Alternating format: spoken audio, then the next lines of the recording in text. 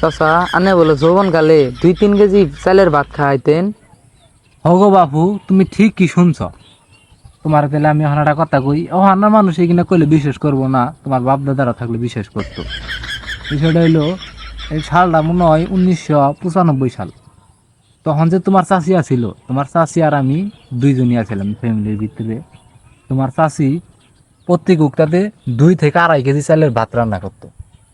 মনে করলা যে তোমার চাচি কোনোদিন আগে খাইতো না, কারণ ওই যে 2 কেজি 3 কেজি চালের ভাত রান্না করছে, যদি ও আগে খাই হালা পরে যদি আমার কম পড়ে, একজন আগে খাইতো না। আমি মনে করো যে 2-3 কেজি চালের ভাত রান্না করলে 2.5 কেজি 2 কেজি চালের ভাত আমার লাগতোই, হ্যাঁ লাইতাম। দেখুন মারাত্মক কথা। মারাত্মক কথাই, তুমি হয়তো বিশ্বাস করবা না, আর না বিশ্বাস করারই কথা। তোমার চাষি কোনোদিন আগে খাই নাই। তে আনে তো মনে করলেন 2 কেজি চালে যদি ভাত খান, তাহলে আপনি এত চিকন কে? আহা বাবু, তুমি তো বুঝতেছো না।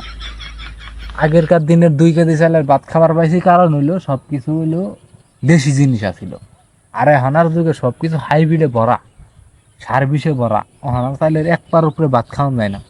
আগে আমার এই যে ঠ্যাং গুন্না বডি গুন্না হে মুড়া মুড়া আছিল। আগে 10 জন মানুষের এলাকায় আমি চটকা হেলাবার পাইতাম, এবার শক্তি আমার আছিল।